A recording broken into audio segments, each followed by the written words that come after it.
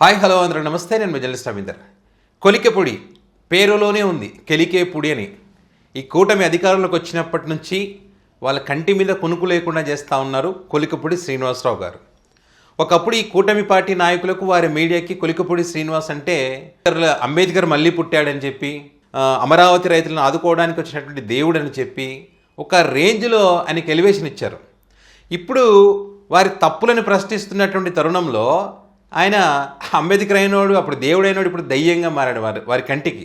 చివరికి వాళ్ళ ఛానల్లో డిబేట్లో కూడా పిలవడం మానేశారు. ఒకప్పుడు జగన్మోహన్ రెడ్డిని తిట్టించడం కోసం పెట్టిన వాళ్ళు. సో ఇట్లా జరుగుతున్నటువంటి క్రమంలో కూటమిని పదే పదే ప్రశ్నిస్తూ ఉన్నాడు, కూటమిలో తప్పులను ప్రశ్నిస్తూ ఉన్నాడు. ఇప్పుడు నాలాంటోళ్ళు లేకపోతే మీలాంటోళ్ళు ఎవరైనా మాట్లాడితే అది ఏదో మాట్లాడుతున్నారులే, వీరు పడరాక ఓరవలేక మంచి ప్రభుత్వాన్ని బ్యాడ్ చేయాలని మాట్లాడుతున్నారులే అనుకుంటారు. అలా కూటమిలో ఎమ్మెల్యేనే ఈ కూటమి ప్రభుత్వం ఏర్పడిన తర్వాత ఉన్నటువంటి గ్రౌండ్ రియాలిటీ ఏమిటి అనేది తన స్టేటస్లో పెట్టుకున్నాడు. ఇప్పుడైతే సంచలనంగా మారింది. ఒక్కసారి చూడండి.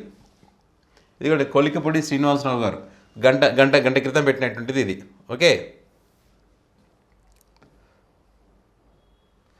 3 రోజులు 35 గ్రామాలు 480 కుటుంబాలతో ఆత్మీయ సంభాషణ.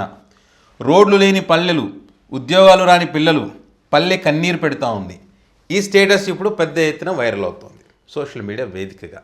ఎందుకంటే అధికార పార్టీకి చెందినటువంటి ఎమ్మెల్యే పెట్టాడు కాబట్టి. అంటే చూడండి వాస్తవ పరిస్థితి ఏంటి. కూటమి మంచి ప్రభుత్వం అంటున్నారు కదా. మంచి ప్రభుత్వంలో కూటమి ఎమ్మెల్యేగా ఉన్నటువంటి ఆ ప్రాంతంలో, సరే వేరే పార్టీకి చెందినటువంటి ఎమ్మెల్యే అంటే అది వేరే. ఇక్కడ 3 రోజుల పాటు 35 గ్రామాలు తిరిగాడంట. అంటే ఈ స్థాయిలో ఉంటే 480 కుటుంబాలతో ఆత్మీయ సంభాషణ చేశారంటే ఆ నియోజకవర్గ పల్సు మొత్తం అర్థమైపోయినట్టే. రోడ్లు లేని పల్లెలు ఒక తిరువూరు నియోజకవర్గమే కాదు, చాలా చోట్ల రోడ్లు లేని పల్లెలు ఉన్నాయి. అదేవిధంగా ఉద్యోగాలు రాని పిల్లలు రాష్ట్ర వ్యాప్తంగా, ఆ ప్రాంతం ఒకటే కాదు, రాష్ట్ర వ్యాప్తంగా ఉద్యోగాలు రానటువంటి నిరుద్యోగులు ఎంతోమంది ఉన్నారు. ఇది వాస్తవం. ఎందుకంటే జాబ్ క్యాలెండర్ పేరు చెప్పి మీసాలు తిప్పి తొడలు కొట్టి టైము డేటు రాసుకో, నేను జగన్లాగా పారిపోయే బ్యాచ్ కాదని సవాలు విసిరినటువంటి నారా లోకేష్ గారు కరెక్ట్ జనవరి కొత్త సంవత్సరం వస్తుంటే విదేశాలకు పోతారు. మళ్ళీ వచ్చి అడిగితే వాళ్ళు ఎవరైనా ధర్నాలు ర్యాలీలు చేసి ప్రశ్నిస్తే వాళ్ళ మీద ఒక ముద్రేసి అరెస్ట్ చేస్తారు. అదే కదా ఇప్పుడు జరుగుతున్నది. ఎంతోమంది వీరి ఉద్యోగాలు జాబ్ క్యాలెండర్ ప్రకటిస్తారని చెప్పి కోచింగ్ల సెంటర్ల దగ్గర పడికాపులు కాస్తూ తినడానికి తిండి లేక, ఇంట్లో ప్రెజర్ ఎక్కువైపోయి ఒత్తిడి తట్టుకోలేక ఎంతోమంది అవస్థలు పడుతూ ఉన్నారు. ఇది వాస్తవం.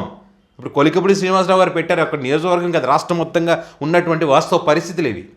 రోడ్లకు సంబంధించి కూడా జగన్ గారి హయాంలో రోడ్లు లేవు అని చెప్పి పదే వేరే రాష్ట్రంలో ఉన్నటువంటి గుంతలను తీసుకొచ్చి ఆంధ్రప్రదేశ్కి గుంతలని చెప్పి పలానా గుడివాడ, పలానా విజయవాడ, పలానా ఇదని చెప్పి పలానాదని చెప్పి ఆ కాపీ పేస్ట్ తీసుకొచ్చి వాళ్ళ ఒక ఫేక్ ఫ్యాక్టరీ వాళ్ళది తయారు చేశారు. అవి వాస్తవం. ఇది తయారు చేసి జగన్నాయంలో రోడ్ల పరిస్థితి ఉన్నాయి. జగన్నాయంలో అక్కడ చోట ఉన్నాయి.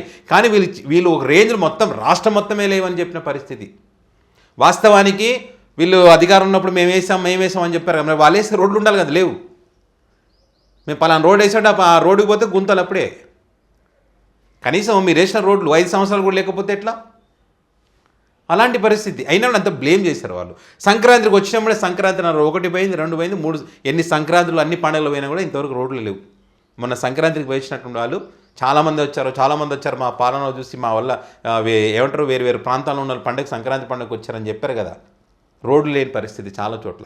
బస్సుల గుంతల్లో ఈ టైర్లు మొత్తం దిగబడినటువంటి పరిస్థితులు అవే రాష్ట్రం మొత్తం ఉన్నటువంటి వాస్తవ పరిస్థితులే ఇక్కడ వీళ్ళ నియోజకవర్గాలు ఉన్నాయి. అవే అంశాలను ఇక్కడ 3 రోజుల పాటు 35 గ్రామాలు 480 కుటుంబాలతో ఆత్మీయ సంభాషణ చేశారంటే, సంభాషణ చేసిన తర్వాత పల్లె కన్నీరు పెడుతుందనే స్టేటస్ ఆయన పెట్టుకోవడం జరిగింది.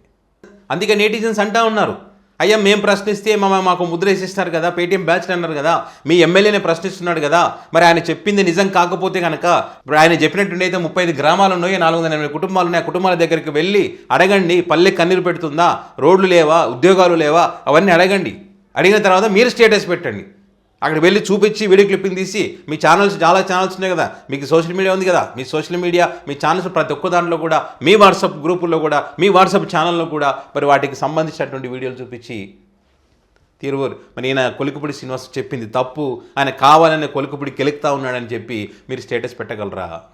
పెట్టే పరిస్థితి లేదు, ఎందుకంటే ఇది వాస్తవం కాబట్టి. సో చూద్దాం మరి ఈయన పెట్టినటువంటి స్టేటస్కి సంబంధించి వాళ్ళ మీడియాలు ఉంటాయి కదా, వాళ్ళ మీడియాలో కొంతమందిని కూర్చోబెట్టుకొని మాట్లాడతారు కదా, మరి సాయంకాలం డిబేట్లు కానీ రేపు పత్రికలు కానీ ఏమొస్తుందన్నది చూద్దాం.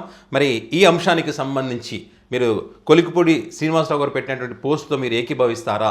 ఒక్క తిరువూరు నియోజకవర్గంలోనైనా మళ్ళీ మిగతా రాష్ట్రాల్లో ఏ ఏ ప్రాంతాల్లో ఏ రకంగా పరిస్థితులు ఉన్నాయి దానికి సంబంధించి కింద కామెంట్ బాక్స్లో కామెంట్ చేయగలరు. Thank you.